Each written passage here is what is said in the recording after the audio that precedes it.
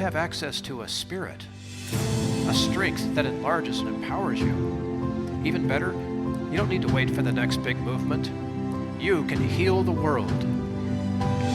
It's time for governance by grace. Welcome to Gracearchy with Jim Babka. Welcome to Gracearchy, brought to you by the Zero Aggression Project. We're recording this just hours after the press conference announcing the arrest of a suspect in Charlie Kirk's murder. The story will keep developing rapidly, so we're not here to discuss the case. That's not really a Gracearchy role. We have very little to say about that, except that we want to offer our condolences both to Charlie Kirk's family and to the family of the shooter, who, as far as we know, was instrumental in turning him in. And that's a tough thing, Jim. Can you imagine as a parent having a kid that goes so far off the rails that you have to turn him? So our condolences to everyone who's impacted by this. This is a tragedy of just unspeakable nature. Yeah, and we want to unpack that here. Yeah, definitely. He did have a family, and this is a human being, and it is appropriate. It is right, objectively, to offer condolences Yes. here. You brought up the father. Yes, I mean the father of the suspect apparently is the one that turned him in. Don't know how that's going to transpire or whether that's even true right now, but that's what we understand in the early hours. So I don't want to, we're not releasing this the same day that we record it. Things are subject to change.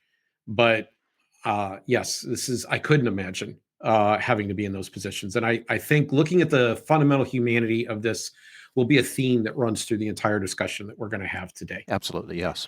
I also want to add, because it's very important that this be set up front as a caveat, that words don't justify violence and disagreement doesn't justify violence. So a cop comes to a scene where two men have been fighting at a bar, and both men claim self-defense. And the cop instinctively believes both of them are lying. Why? Well, the reason that he believes that is that from past experience, he knows that lots of people think that they're justified in the violence in which they engage. And the fact of the matter was that there was probably an escalation process where one or the other party, and it alternates, it tends to escalate in alternating fashion, they could have gotten off the fight train before it got to the fight. And sometimes your ego takes over. Sometimes that reptilian part of your brain takes over where you feel that fight or flight situation. And you probably should have chose flight. You probably should have got up and left. Yeah, walking away. There's Good a answer. Recent occurrence here, not too many days before the assassination, where a Philadelphia Phillies fan handed a ball to a woman who was very intent and upset.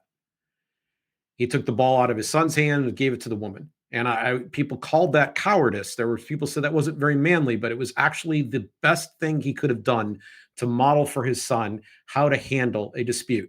There was no reason to get yourself in trouble. And people get themselves in trouble a lot. And they get into fights and they do something, and then inadvertently they end up in prison, even though all they were doing was quote unquote defending themselves. And I'm just going to tell you it's true at that level, and it's true all the way up to the level we're talking about now, which is the assassination of Charlie Kirk. The second thing I want to put out there as a caveat is that my response was identical through two different events that have occurred since the summer began. That's true. The Minnesota, what was the state senator? State senator and a speaker of the House who was actually assassinated in that process, along with her husband. Yeah. So 4 people were shot at 2 different residences and 2 died as a result of what was called at the time political violence. We didn't know yet what had happened or why it happened. And so I immediately got on and we recorded an instant grace. We recorded that one in contrast to the one I did this past week with Charlie Kirk's case, where I went live. Yeah. And said much the same thing. You can go back and find these 2 grace. We'll put the links down in the show notes. You can go look and say, I treated these situations in the instant that they occurred identically. And my number one piece of advice was not to jump to conclusions. Yep. Yep. Third, You just don't know until the news comes out on it, and the actual factual news comes out. Third, many years ago when I joined the Libertarian Party, I had something of a spiritual experience, and that was that I signed a pledge that said I do not believe in or advocate the use of force to achieve my social or political goals. I'm so glad to hear you say that, because I did that too, Jim. Good. And I thought that was just sort of like, well, this is what you do, right? But it's so crucial now. Yeah, I wish that everybody would sign a pledge like right? that. It would have far-reaching implications. But this is the pledge that I signed, or the commitment that I made, and I took it seriously at the time that I signed it. I'm like, this is kind of unusual. You got to sign a statement like this to join the party, right? And that's why I did it. And there were reasons that they instituted, which we will not go into today. But I just want to say that it applies here. So words are not justification for violence, words alone. And the pledge I signed says that it's not a way for me to advance my political goals. Okay. So that's how we're coming at this today, as we discuss this. Okay. I want to start by playing a video that we have pulled aside. We could pull several clips just like this one, but this one, I thought he did a really good job of expressing his point. This is the late Charlie Kirk talking to somebody on a college campus. I go around universities and have challenging conversations, and because that's what is so important to our country, is to find our disagreements respectfully, because when people stop talking, that's when violence happens. I've never seen someone do this. Well, it's a growing trend because people like me are facing violence, assaults. The left. Yes, the campus Antifa. I've been stormed out of restaurants. I've been assaulted publicly, multiple death threats. Okay, so what's your goal in all this? There's more people that agree with me than some people would actually believe, and they come out of the woodwork when I do stuff like this. We record all of it so that we put it on the internet so people can see these ideas collide. When people stop talking, that's when you get violence. That's when civil war happens, because you start to think the other side is so evil and they lose their humanity. So we're going to put some caveats and qualifications on in just a moment, but I want to say that overall, the balance of that statement, I adore. I think that is the way that we should be thinking about our differences. That when we stop talking, it's an opportunity for dehumanization, and dehumanization justifies the war or the violence that follows. And I don't know what was going through the mind of the person who pulled the trigger completely. We have a little bit of clue at this moment, but one of the things that definitely was going on is that other person was not, that Charlie Kirk was not humanized at that moment by that person. Yeah, he was dehumanized. He was dehumanized. Otherwise, you wouldn't have been able to pull the trigger. And so, I don't know, how does that hit you? Well, it does. No doubt, Charlie Kirk is a brave man, and I respect him. He's got a difficult job, but he volunteered for that job. And that job of keeping people talking to one another, you and I have both watched a speech by someone we both admire who basically is advocating the same thing. It's like, we need to continue this conversation. When things go off the rails is when we stop talking to each other as human beings. In an interview on the Gary Nolan show the morning after the assassination, I talked about Daryl Davis, whose basic job or view of things is that, okay, these people hate me and they even want me dead. And he's even been through physical assault, but he still believed it was his duty. And as a result, he's gotten dozens, scores of people to leave neo-Nazi groups, the Klan and other, white supremacy organizations. And he's got 26 Klan robes hanging in his closet and tons of paraphernalia that they've given him. They were going to throw away or burn. And he said, can I have it? These are trophies of the success that he's had through a lifetime now of using music to build a bridge and then beginning to enter difficult conversations with people about this. He is a model. This is silencing, this saying that we have to punch people in the face we disagree with, has led to a moment. And even, we'll get into how some of the people are handling this now, but even the lack of empathy for his family and for this situation. this coercioning is very, very dangerous to all of us. So I had the experience. The last time I recall actually receiving a death threat was right before the Iraq War. I've had some people suggest to me that they'd like to kick my butt, but I haven't had anybody actually threaten to kill me since then. And we didn't take it super seriously because people who threaten before they deliver are probably just trying to get you to shut up. They're wanting to see if they can scare you into silence. Oh, I see. Right. They're mouth artists, as I would call them. The real people won't tell you what they're going to do. They'll just do it. But we had a loaded gun that we brought into the office and had sitting there, and I knew where it was. And at the time, I was not versed or carrying, but we knew where it was. And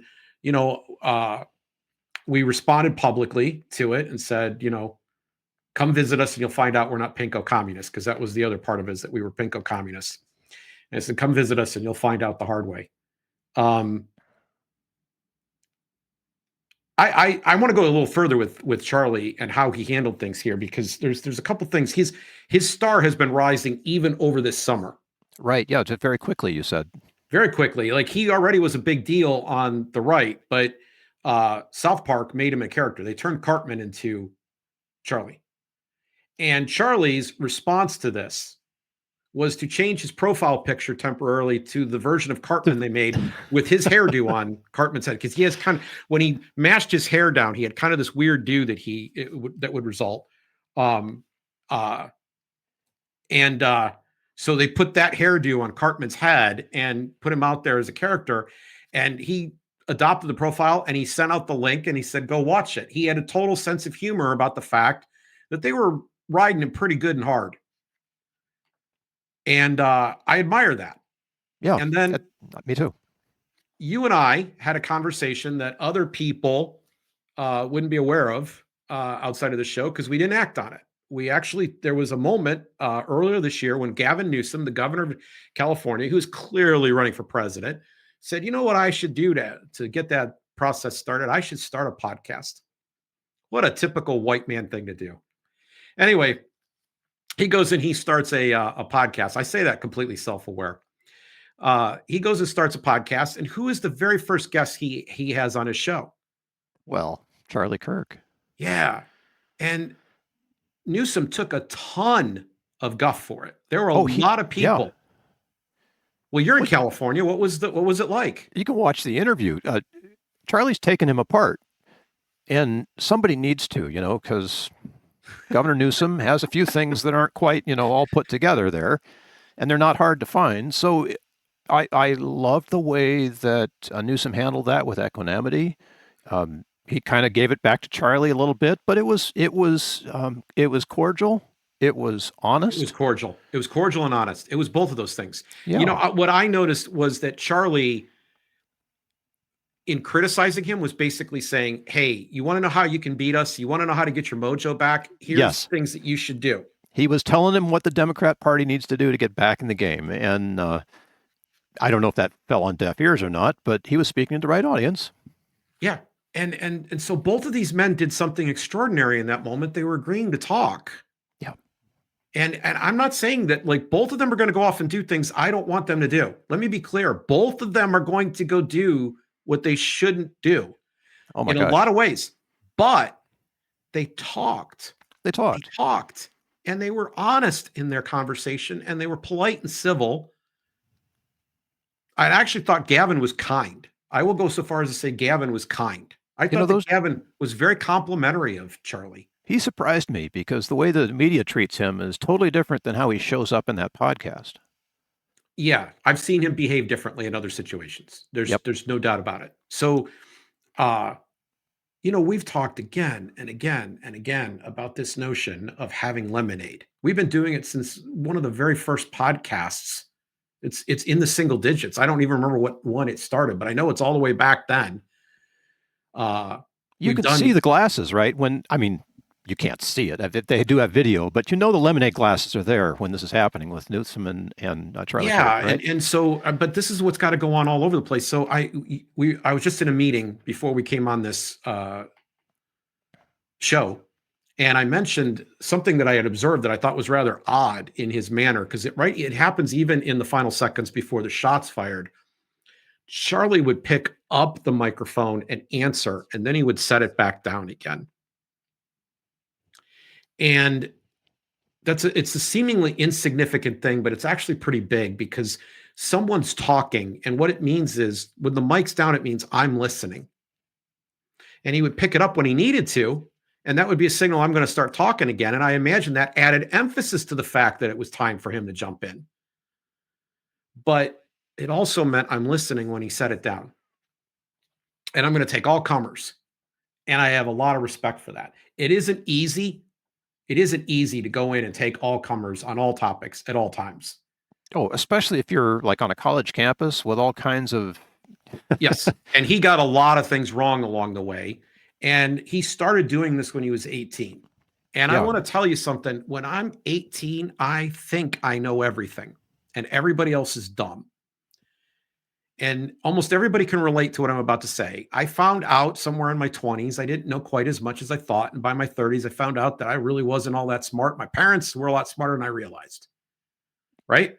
But at 18, you don't have it all together. So there's this maturity process that this guy went through right in front of everybody.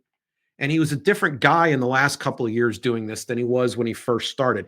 He was also better on some issues back then and worse on other issues later as this process evolved. But he changed over time. And judging a guy who is 20 and 21 for some of the things he said, the number of sessions that he did like this, the number of stuff he put on social media, the combination of youth in that mix, it's inevitable he's going to say some things that, oh my gosh, he shouldn't have said that. And even he probably would have admitted to that. Well, he's keeping him, unlike a lot of people, he's keeping the whole thing there. You know, he's not pulling stuff down that he's ashamed of. No. We get to watch the whole process beginning to end, start to finish, and the evolution of his thinking along the way. And that's really, really instructive about now. Yes. But I'm not trying to say everybody should be in reverence to him right now. No. I mean, we can disagree with the thing, but at least the whole thing of his, we can see the whole thing. He's not hiding anything. He was advocating for more government. He was advocating for more government. He was advocating we have for our disagreement power with over him. people. Yes. There were people that felt threatened by what he said. The question that he was dealing with at that very moment had to do with a Republican proposal. At the very moment of the shot, some Republicans have said out loud that trans represents a unique threat. Maybe they shouldn't have guns. And he was getting a question about that very topic at the moment that it happened. I wish I could have heard his entire answer. We don't get that. Yeah. Because it was interrupted. And even in this video clip that we just played just now, he's wearing an ICE hat. Yeah, we got to talk about ICE. Well, we've done it in the Karen Bass episode, which we'll put down in the show notes. We'll put a link down there. We did it in the libertarian purity test episode, and we'll say more about that in the future. I want to focus more on the fact that he advocated for things that were bad. Yes. And he advocated for things that would sooner or later someone's going to feel their ox is gored. Yeah. Now I want to be clear. I said at the top, in case you were deaf or you've forgotten, that words don't justify violence. So what he's saying or what he's advocating doesn't mean that it's justifiable to shoot him. But I understand where it comes from. Not justified, but you can kind of recognize. So we have to do a little breakdown today about why we're in the situation that we're in right now. And I want to start off with this point. Long before the arrest happened, I'm sitting here, we just a few hours ago learned who the suspect was.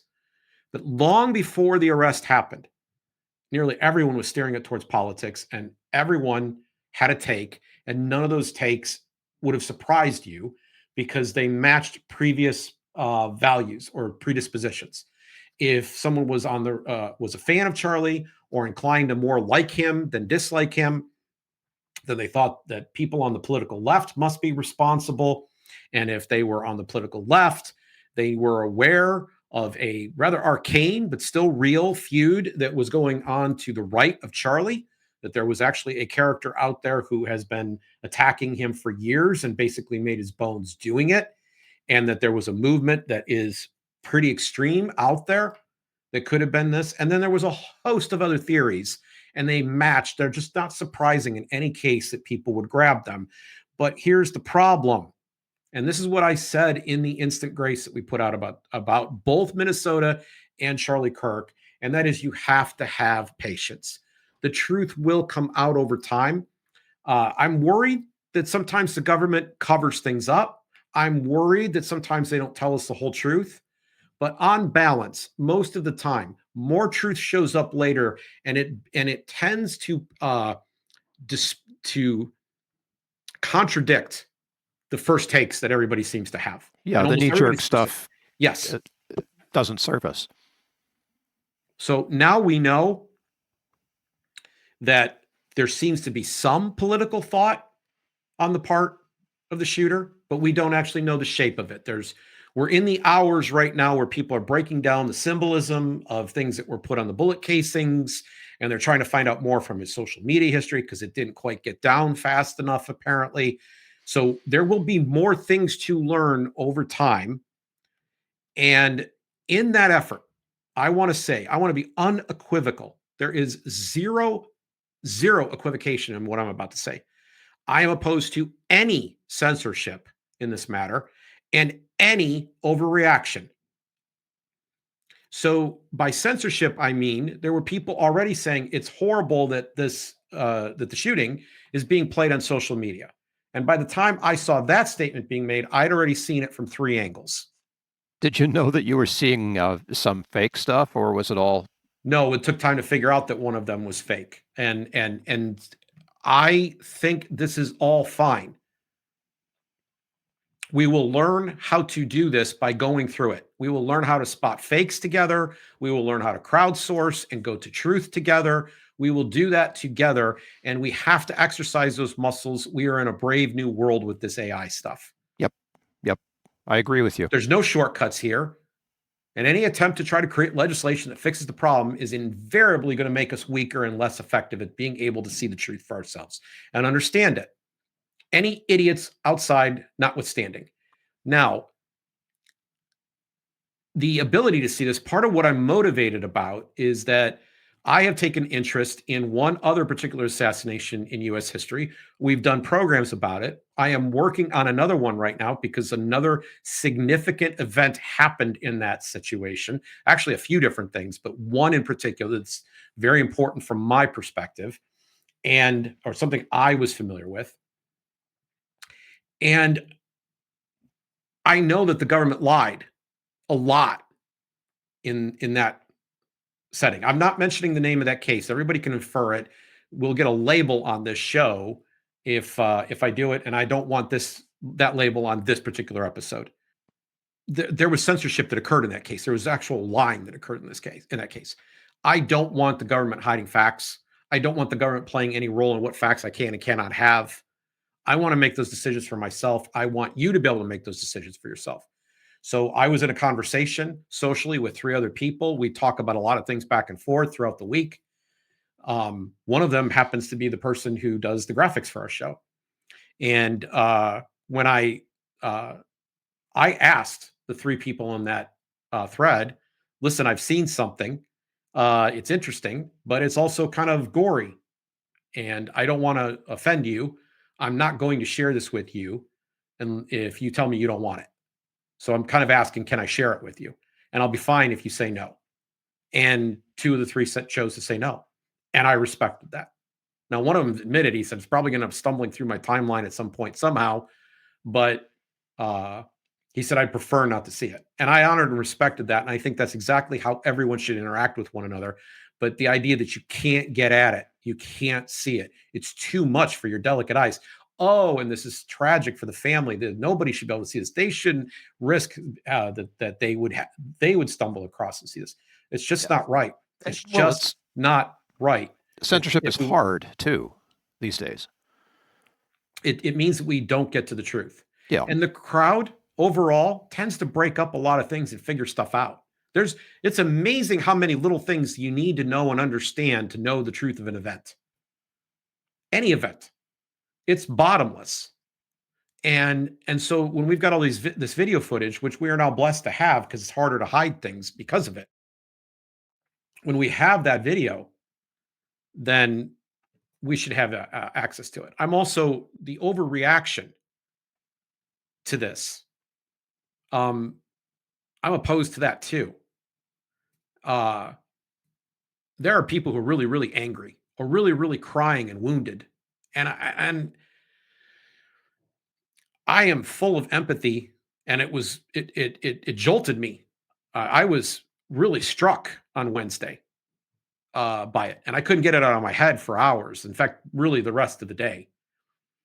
And I had seen the video, and two of those things, at least two of those things, were completely accurate, and it shook me. But I still have a life to live, and I don't want to see laws or regulations coming out of the fact that people were hurt or horrified or bothered by this event. I wouldn't want it if it went the other direction from the other party. Like across the board, I don't want people starting to take actions out of emotion or say things out of emotion that are just not justified.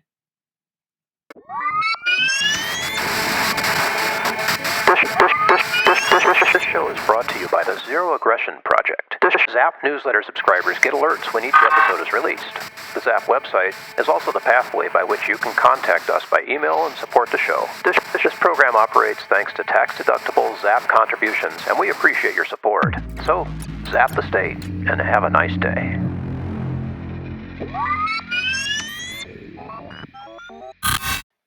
Now, most people are looking for meta-narratives in this case. And I think almost everybody's meta-narratives are bad. And I'll get into some of why I think that's the case. We're going to get into a couple examples of this, but here's my meta-narrative. George Washington was alleged to have said, there's not really any evidence he actually said this, but it's a very on-point statement. Government is not reason. It is not eloquence. It is force, like fire, a troublesome servant and a fearful master. Now, whether or not George Washington said it, it's a true statement. Yeah, the sentiment has been borne out by history. So, yes. When you decide that a matter is a government matter, you are deciding that it needs to be imposed. The government has one tool in its kit. It's a hammer. And what it's going to do is start pounding everything that it needs to pound in order to get it to comply and be in the right place. Now, we don't normally see this because most of us, most of the time, recognize what a threat looks like, and we comply. And it's possible that the threat that's being imposed is one we happen to agree with. Oh, sure. We voted for it, don't you know? It's not something we would do. So far too much of this passes as voluntary. Now, other people have challenged my memory of late of this. I need to go dig this information up. But as recently as the 1990s, and it may have even been later than that, you used to get your tax forms in a big booklet that would come to your house. And the forms were in there and the instructions were in there, and that's how you did your taxes. We do them way differently today, but that's how you did them back in the old days. And in there, when you would open up and they would tell you about the wonderful state of affairs that you were now in, that you got to do your patriotic duty. This was the base of civilization, after all. You were paying your tax, and this is the key thing, they would suggest that it was voluntary. What they meant by it is you don't seem to put up much fuss when we send this book. You tend to fill it out on your own. In fact, you skip a nice spring afternoon when you could be out with your kids, doing something, pruning the trees, whatever it is on a spring day. You instead give up that time and sit down and fill out these forms. They're torturous. They're complicated. You're worried that you're going to get something wrong, but you still do it anyway. You must want to do that. That's what was implied. Okay. We don't have to send people to your door and turn you upside down and shake you out by your ankles. We don't have to go through and maraud your house to get what we need. You just hand it to us. That must be voluntary, right? But we all know it's not. We all know that government's force. We recognize that. So when we start playing politics, and this gets us back to Charlie, it's a battle to decide where the violence is going to be directed. And Charlie and all of his friends, I've been watching videos almost constantly since then. Many people who knew him, they're all advocates of politics. Like, Charlie was cheerful about politics. Charlie believed in politics. Charlie was engaged in politics. Charlie was a young man that was energized by politics. Charlie was out there debating politics. Like, somehow this is virtuous, but it's the battle to decide where the violence is going to be directed. Who's going to live at the expense of who? Who gets the benefit or the crony benefits or the spoils of the system?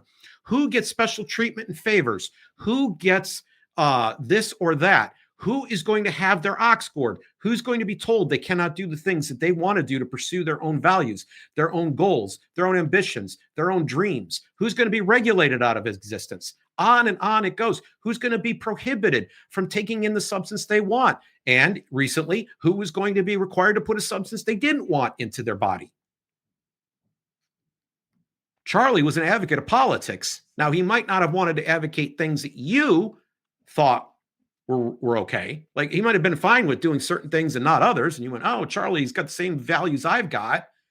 But that didn't mean that they were right. We've said on this program that politics is war. It is war by other means.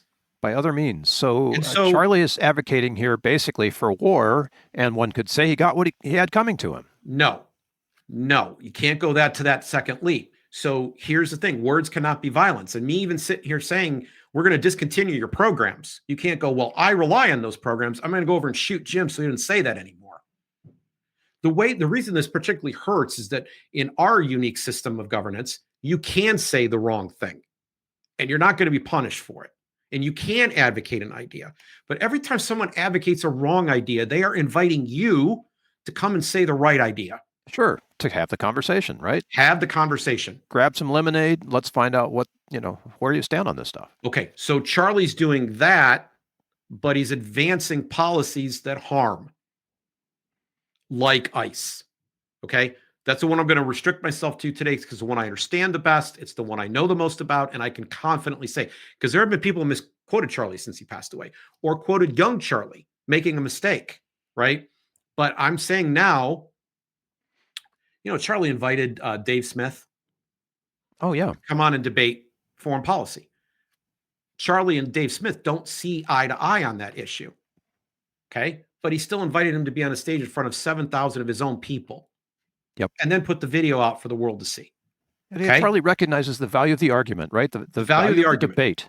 So Charlie's already way ahead of a lot of these other people. Now, what I would have hoped over time, if I had met Charlie, that maybe I could have had a conversation with Charlie and say, hey, you know what?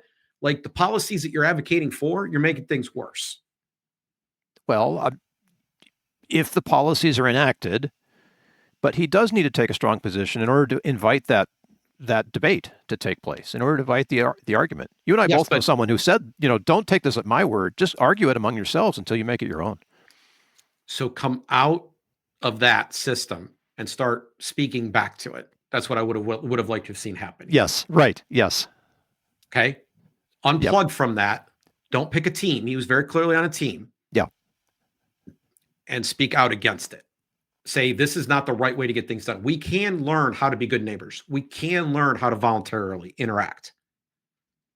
Well, that's our opportunity right now. That's the opportunity right now. But it's not going to happen if we keep expanding government. It's not going to happen if we keep invoking government. It's not going to happen if we keep saying it's okay to point guns at you and pretend you're voluntarily complying when what you're doing so is under compulsion and coercion. Right. You know what the threat is. You understand that pain will come if you don't comply. And you understood it when you got that tax booklet. And they don't lie and tell people it's voluntary anymore. There's video. You can find it online. Maybe I should put this in the show links too. Of former Senate Majority Leader Harry Reid telling Jan Helfeld that, of course, our income tax system is voluntary. Go, Harry. We've always loved you, man. Now, not everybody's handled this well. And there's been a lot made of this. MSNBC, however, did fire analyst Matthew Dowd for unacceptable comments about Charlie Kirk. So there's this thing where, the left doesn't get it. They're just completely irresponsible and out of control. And here's Matthew Dowd being terminated for saying something irresponsible. It was irresponsible, by the way. I don't know that he deserved to be fired for it, but it was irresponsible. It was cruel. I just think when I heard the story, because it was one of the very first things that came out, like immediately after this happened very quickly after the shooting itself. And I think of the phrase, be careful if you fight monsters that you don't become a monster. Yeah, good point. So if you think Charlie's a bad guy, the risk to your own character and soul is that you become much more like him. We've talked quite a bit. We're not going to get into it today. We've done entire episodes about Rene Girard.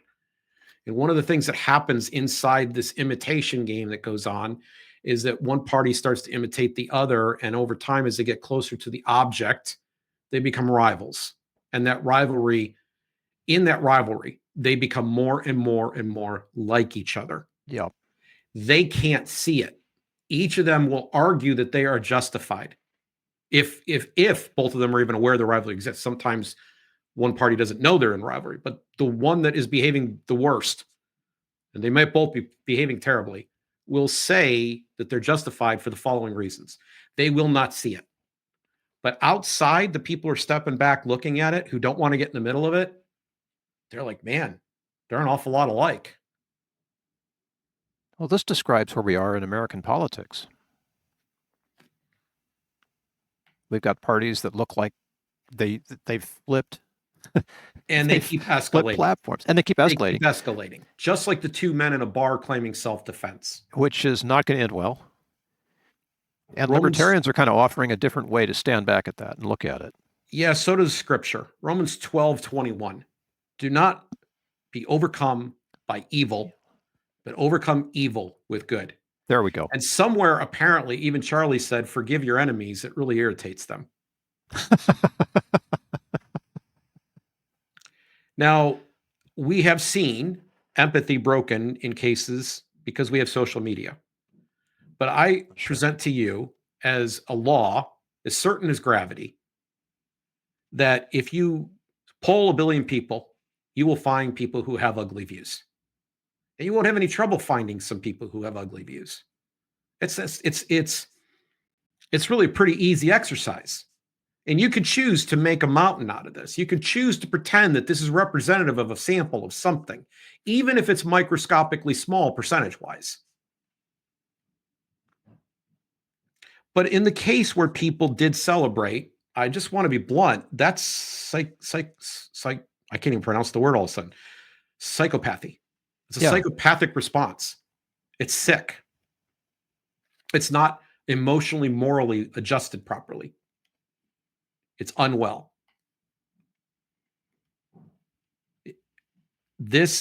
I want to go one step further, though, and suggest to all the people who've tried to pretend like these individual case studies of people behaving in a pathological fashion. I can't say the word. What a professional I am. Behaving in this fashion. Sociopathic would be another similar term. So I'll use that one because I can say that one easier. I'm the host. I get to do that. Sociopathic terms also is an indicator of not intent or principle or philosophy or morality.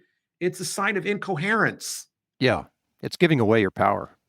These people are not connecting ideas in some powerful new way that is going to liberate humanity. They fundamentally don't understand humanity at that moment.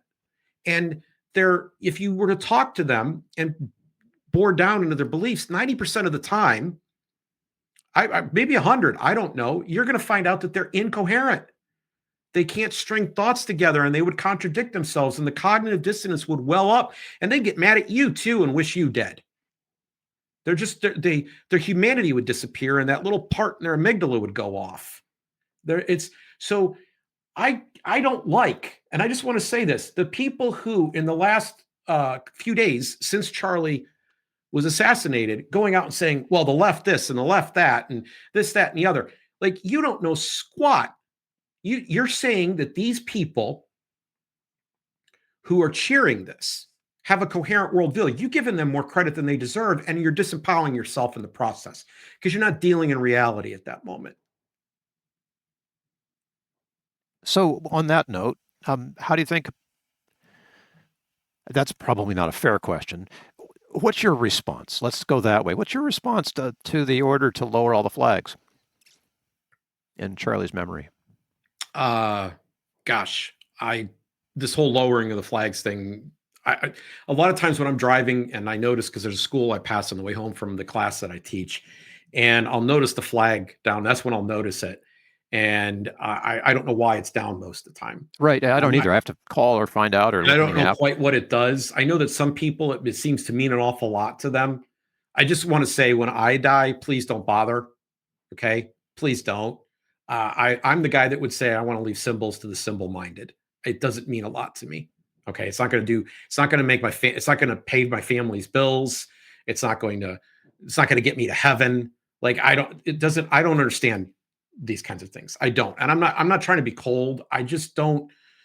We do so many things that make it easy, let us off the hook, that somehow or other we did something. Oh yeah. Like we showed some compassion. Yeah. If you really were broken up by what happened to this family, there's ways you can help. If you really were broken up by what might happen to his organization, there's ways you can help. If you really were broken up about what's going on here, go stand somewhere and do what he did. Okay. Right. Yeah. Try it yourself. All of that stuff means a whole lot more than flags at half-mast. I'm sorry. And don't get me thanks for that. That's what I wanted to put on record. Don't bother. The whole idolatry thing just doesn't work for me. I'm not interested. I'm saying this out loud. Okay. You can, my kids can clip this. You can share this with my kids the moment I kick the bucket. I don't want any of this stuff. I don't like it. Another point about the people and how they're handling things badly. So people who will send you a death threat, I kind of alluded to this earlier, they are performative. They're not normally actual threats. But they do seem to act as some kind of like emotional kindling for disturbed others who don't necessarily post. Yeah. And I'm worried about this on two levels. One of which I may get into at the very end of the show here. But the level that jumps out at me immediately is that we could lose our liberties here. Every time a crisis of some kind comes up, there's some politician that sits there as an opportunist saying, we can't let this go to waste. We have a new power we can grab, and we can do this and we can do that, and we can justify it because look what just happened. And Alexandria Ocasio-Cortez went right to microphones and said, Charlie was for gun rights and he got taken out by a gun. We have to have gun control. No, you're out. There's other people saying there's not enough security in these places. We have more security. Oh, great. So this is how we want to live our lives now? Like, you want to go to a free concert and you want to get patted down before you get there? How's the TSA worked out for us? Folks, the TSA has not stopped, not a single one in nearly 25 years now, has not stopped a single terrorist event on an airline. Not one. They've stolen a lot of stuff along the way. They've touched us in inappropriate places. It's a huge inconvenience that we all suffer for God knows what reason. They just recently allowed us to keep our shoes on. None of this should have happened, and it hasn't made us any safer. Your safety and security was in you. And on 9/11, they figured it out on the same day. The advice going in on September 10th, 2001 was if a plane got hijacked, cooperate. It was your best chance to live. By the time the third plane had hit a building, the people on the fourth plane knew full well that advice was no longer operable, and they took matters into their own hands. And subsequently, when someone showed up on a plane with some kind of bomb in their shoes, it was the passengers on the plane, not the TSA, that stopped them. So maybe we ought to take a lesson in all of this, that our security belongs to us.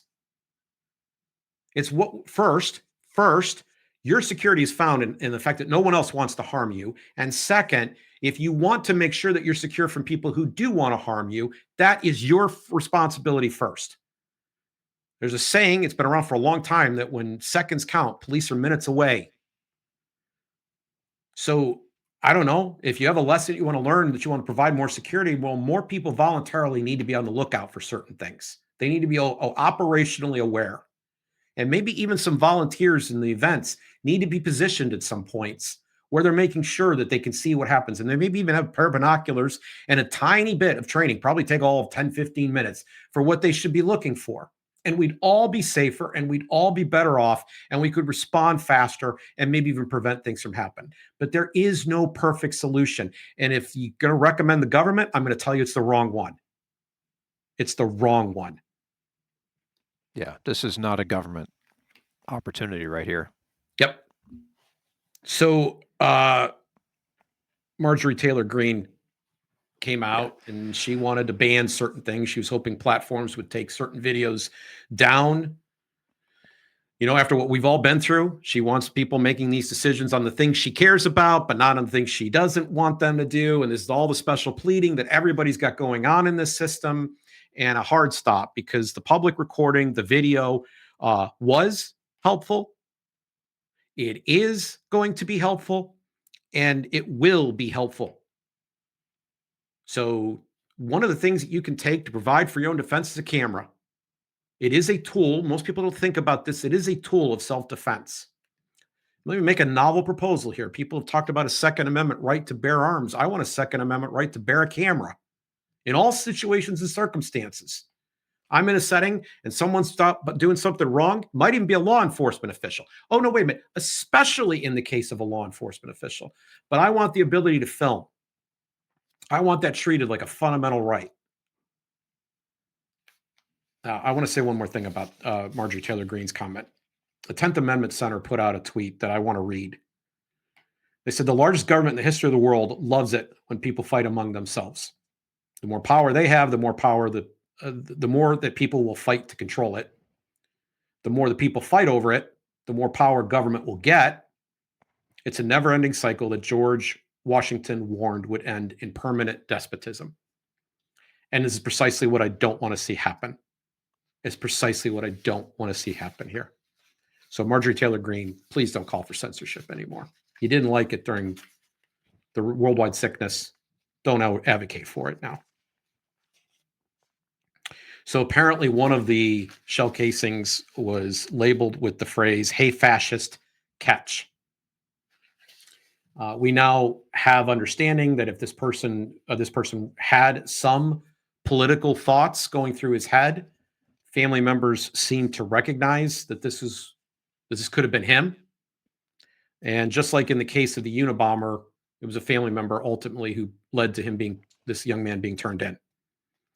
I don't know yet whether he's guilty. That's what courts are for. The evidence that's been marshaled, even at this early hour, is already fairly compelling. But, time will tell. You should be patient and let the process play it out. That's what it's there for. So this begins to bring up another question, which is whether or not social media is a problem. The Utah governor actually said, quote, "Social media is a cancer, log off," end quote. I don't like blaming inanimate objects. I don't like abstractions. The person responsible for the behavior that day was the person who pulled the trigger. Full stop. You're not responsible. The Democrats are not responsible. The left-wing media is not responsible. The right-wing media is not responsible. He chose to pull the trigger with full intent. Now, whether he's mentally imbalanced, we don't yet know. Whether or not he had a coherent ideological plan and this really was a political shooting, we still don't fully know. We will learn that stuff over time, hopefully. But it's not society that shot Charlie. Our society doesn't, in fact, our society doesn't teach our young people how to even talk about government. Let's be blunt about this. Part of the reason I have to do a show like this is that hardly anybody knows how to actually talk about government. Hardly anybody recognizes its true reality. Is that what the governor's talking about with logging off social media? No, he's blaming an inanimate object and saying it's dangerous, and the best thing you could possibly do is turn it off. It's the same thing that people do when they're blaming guns. I was going for the reality factor there, because social media, not reality. No, it's not reality. And it's not terrible advice to turn it off, but it's not to blame for this situation. Right. Definitely not to blame. I wouldn't have called it a cancer. Think of all the things that you've been able to do and the people you've been able to meet because of it. It's discounting a whole lot of good to say to focus only on the bad. Is the bad there? Gosh, it's there with everything. Yeah. You know, chocolate bars are really great. They're incredibly delicious. Make an entire diet out of chocolate bars and see what happens to you. I'm not going to go saying, chocolate bars are cancer just because some people misuse the tool. Every tool gets misused. And it happens that many of the people that are in his audience and part of his constituency think guns are a great, virtuous, good thing. They are. They have a lot of good uses. Some people misuse them, and people on the other side say, we got to ban that. Stop banning the things. Just stop. Full stop. But maybe educate people on how to use stuff more responsibly. Sure, I'm for that. But I'm a little bit scared when the governor says social media is a cancer. Log off. I don't want the governor saying that. Say it as a private citizen, but don't say it as the governor. And here's another one. Why is society so crazy? Add that to the list. Why is society? Oh, people are crazy these days. What's becoming of the world? People will say. I've said it. You know, the group that bothers me the most when these kinds of utterances come out are my fellow believers. There's a line that goes like this. I read the end of the book and we win. The lion lays down with the lamb. Right? If you need to figure out for yourself how to stay grounded in the midst of all of this. That's your job. Now, I personally stay grounded because I do believe that in the end, it works out. God's plan manifests and all things work together for good to them who are called to according to his purpose. That's how it works. Okay. So I see kind of a mega picture. People have asked me, and it was pointed out to me earlier today that I was a little depressed during the worldwide sickness. There were some moments that it felt incredibly dark to me. But overall, I've shown up every day of my career believing that it was the right thing to do, that I was to do the work and leave the results to God. I was not God. I'm not responsible. I don't have a God complex. I don't believe that I know how to run your life. I don't believe I know what's best for you. I don't believe I should be making those decisions, especially by force. I recognize that if I tell you, for example, even something simple like buy a stock or sell a stock, that I could be giving you bad advice. I don't give people advice when they get sick. I don't tell them how to treat their cancer or whatever else. Now, if you ask me my opinion, it's a different matter altogether. As you could tell, I have opinions, and I'm more than willing. The things I talk about the most are the things I've spent my whole life studying. And I've done homework before I show up to do it. But even then, I'm cautioning and saying, I could be wrong. Come back and tell me what I'm missing. But there's one thing I'm not wrong about. And that is the state is violence. And it's not the solution to the situation in which we find ourselves. Not wrong about that. So I am going to personally follow the advice I shared after the Minnesota event and after the Charlie Kirk event. And the next time something like this happens, because it will, I'll come out and share the same advice all over again. Be patient, pray, do something good, and wait. Just wait. Oh, and don't blame inanimate objects. Don't appeal to the state. Those are the things I'm going to keep saying again and again and again. And last note, Charlie sat there in the quad and he took the questions as they came. That is a sacred space to a large degree. And whether you agreed with Charlie or disagreed, and I disagreed with him on quite a bit, whether you disagreed or agreed, that's a model we want to see more of, not less of. We want people to talk. We want people who disagree to humanize and talk to each other. We want them to get together and have lemonade on the porch, precisely because they disagree. And then we can have the Gracearchy we are all hoping for.